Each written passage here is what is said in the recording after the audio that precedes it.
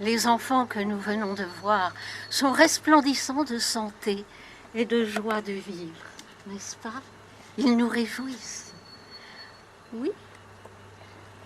Chacun d'eux a commencé à construire l'enfant qu'il est et l'adulte qui sera plus tard pendant sa vie prénatale. Cette période est en effet capitale pour l'avenir de l'être humain. Les femmes le savent intuitivement depuis toujours, mais depuis quelques décennies, les recherches scientifiques et psychologiques ont confirmé cette intuition. C'est pendant la période prénatale que l'être humain construit sa personne future, les bases de sa santé, de son affectivité, de sa relation aux autres, de son intelligence et même de sa créativité. Alors, comment donner à l'enfant, dès sa conception, et même avant, les meilleurs éléments et les meilleures conditions afin qu'il développe au mieux, selon les lois naturelles de la grossesse et selon sa dynamique propre, les plus belles potentialités qui sont incluses dans son capital génétique.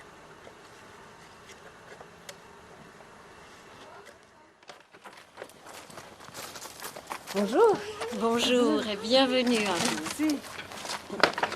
Bien installé. Magnifique. Lors de notre rencontre Oui. au Jardin des Enfants, vous avez souhaité prolonger notre échange pour que nous parlions un peu plus en profondeur de la vie prénatale et de la façon de vivre la grossesse pour la future maman, le futur papa. Qu'est-ce qui me permet de vous parler de ce sujet?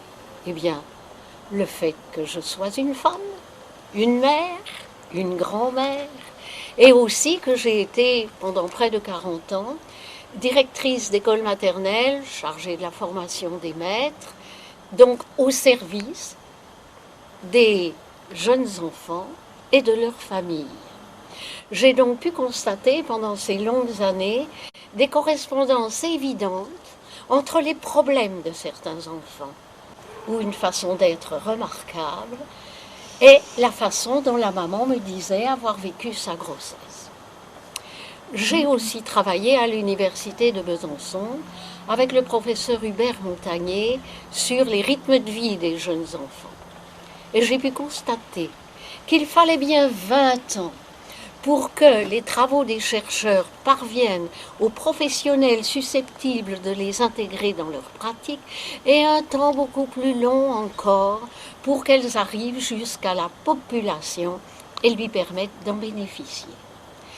Alors, en 82, lorsque j'ai été libérée de mes obligations professionnelles, avec des médecins, des sages-femmes, des puéricultrices, des éducateurs de tout niveau et des parents, nous avons pensé qu'il serait utile de créer une association pour accélérer les choses, qui rassemblerait toutes les études éparses, chacune dans leur domaine, pour en faire un ensemble cohérent que nous présenterions aux futurs parents, aux jeunes et à la société tout entière.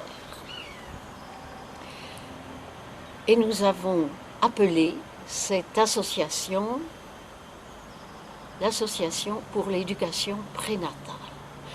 Pourquoi cette appellation? Éducation? Est-ce qu'on va imposer des normes et des programmes au bébé dans le sein de sa mère? Il n'en est évidemment pas question. Les programmes, les normes concernent l'instruction, c'est-à-dire la transmission de savoir et de savoir-faire. L'éducation, elle, concerne le développement des potentialités d'un être et sa relation au monde. Vouloir apprendre quelque chose au bébé in utero serait complètement arbitraire, dérangeant pour lui, en fin de compte très nocif. L'éducation dont nous parlons est tout à fait naturelle. Elle se produit, qu'on le sache ou non, qu'on le veuille ou non, au quotidien à travers la mère. Il s'agit donc pour celle-ci d'améliorer, d'enrichir sa propre vie, de communiquer avec l'enfant, afin de lui donner les meilleurs éléments sur tous les plans, physique, affectif, relationnel, mental et spirituel, si elle développe pour elle-même ce niveau de conscience. Sur le plan physique, chacun sait que l'enfant construit son corps avec les matériaux apportés par le sang de la mère. Celui-ci doit donc être riche et sain, car l'enfant absorbe tout, sans avoir la possibilité de faire un tri entre ce qui est bénéfique pour lui et ce qui est nocif. C'est donc à la future maman de faire ce choix. À elle de proscrire le tabac, le café, l'alcool et les autres drogues, et de choisir la meilleure alimentation.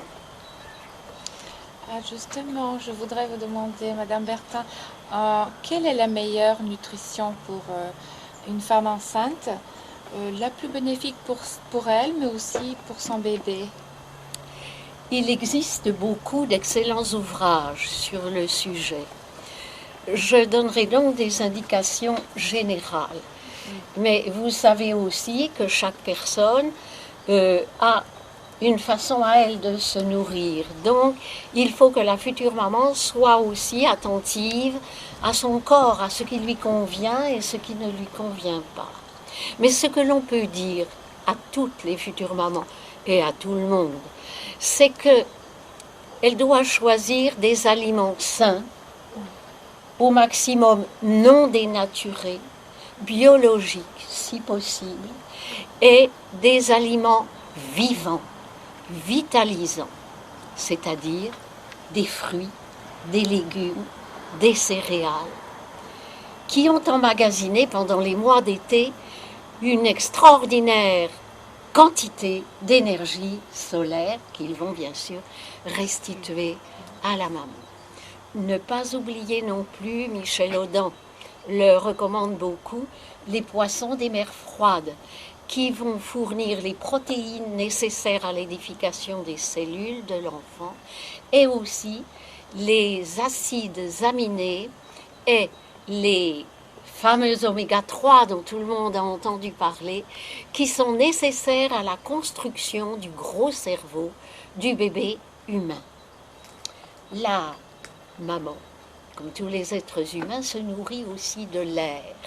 Et pour elle, la respiration est presque aussi importante que la nutrition, pour bien oxygéner toutes ces cellules et en même temps toutes les cellules de l'enfant.